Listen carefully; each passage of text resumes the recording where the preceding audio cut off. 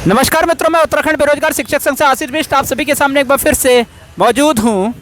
Lecturer भर्ती को लेकर जैसा कि आपको पता है, कल या परसों में न्यूज़ आई थी जिसमें सिलेक्शन प्रोसेस को जो है वो निरस्त कर दिया गया था।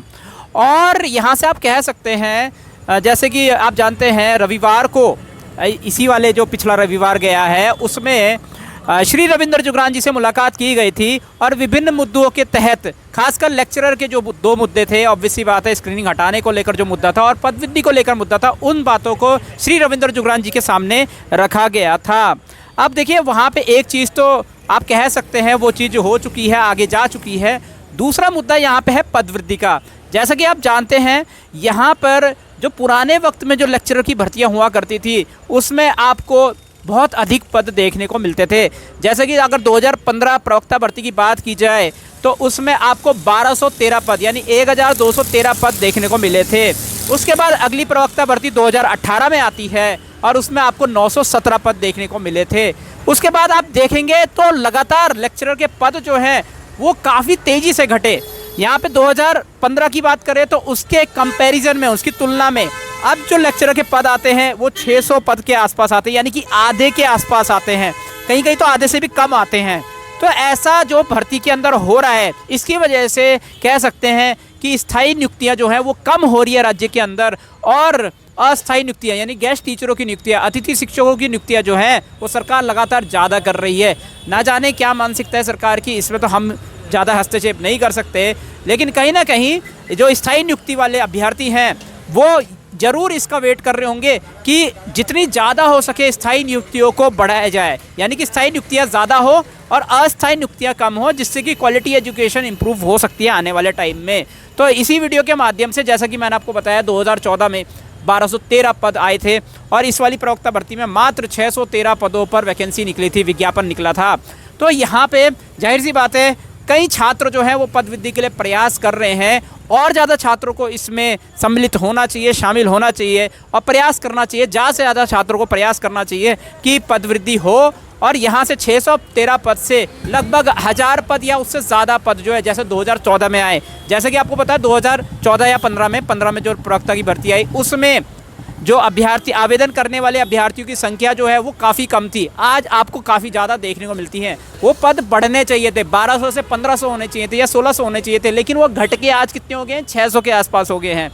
तो यहाँ पे सभी छात्रों से मेरा भी निवेदन है और उन छात्रों का भी निवेदन है जो पदवृत्ति के लिए प्रयासरत हैं, काफ़ी सी बात है, तो उनका सबका निवेदन है कि बाकी के छात्र जो हैं वो पदवृद्धि के लिए आगे आएँ, धरातल में थोड़ी सी मेहनत करें और प्रवक्ता के अंदर जो पद हैं उसमें जो पद हैं अभी राज्य के अंदर आरटीआई में अगर आप देखोगे तो 3699 पद अभी खाली है, लगभग 3700 पद यहाँ पे खाली हैं। अगर उसमें पदवृद्धि की जाती है तो प्रवक्ता भर्ती के अंदर, इसी भर्ती के अंदर 1000 पद आपको देखने को मिल सकते हैं। तो उसके लिए ऑब्वियस सी बात है, एक स्ट्रॉन्ग एप्लीकेशन तैयार करनी पड़ेगी और लॉजिकल एप्लीकेशन तैयार करनी पड़ेगी। थोड़े से तथ्य वहाँ पे बताने पड़ेंगे कि हाँ भाई, राज्य के अंदर इतनी वैकेंसी खाली है, विज्ञप्ति के अंदर इतने पद दिए गए हैं, तो और ज़्यादा पद बढ़ाए जा सकते हैं। रिटायरमेंट होते हैं, आपको जैसे कि पता है हर साल मार्च में रिटायरमेंट होते हैं, तो यहाँ पे मई का महीना लगभग आ चुका है, तो मार्च के महीने में जो रिटायरमेंट हुए हैं उन पदों को ऐड किया जा सकता है।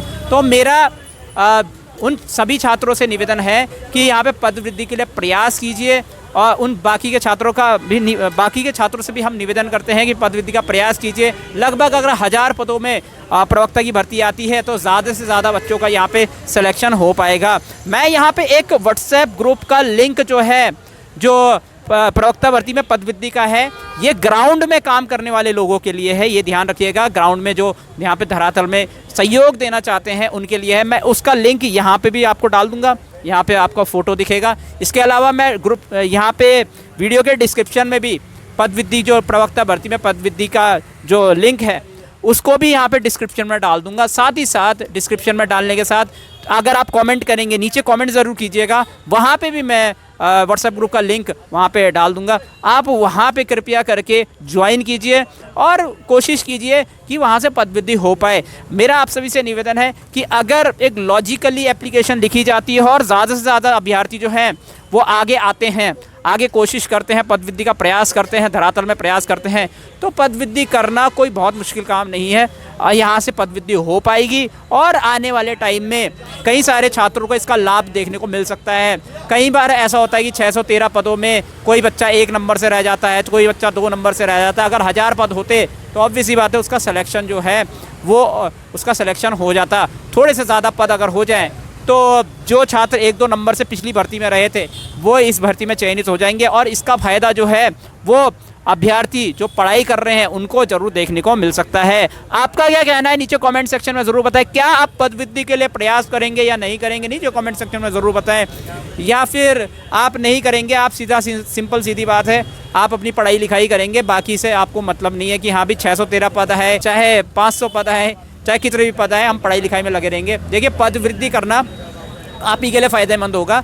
कल आप थोड़ा सा कोई अभ्यर्थी मान लो 4 नंबर से रह गया 613 पद में, तो 1000 पदों में उसका सिलेक्शन जो है वो डेफिनेटली वहाँ पे हो सकता है। तो कोशिश अगर की जाएगी तो ऑब्वियस ही बात है यहाँ पे चांसेस बढ़ेंगे आपके सिलेक्शन के।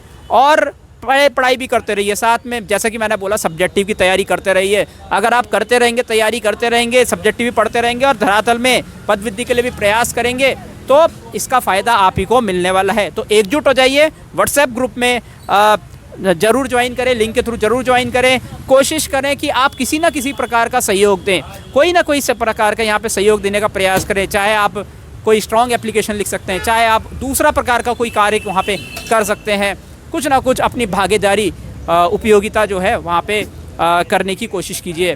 तो इस वीडियो में इतना ही। मैं उत्तराखंड बेरोजगार शिक्षक संघ से आशीष बिष्ट आप सभी से अनुमति लेता हूँ। जय भारत, जय उत्तराखंड।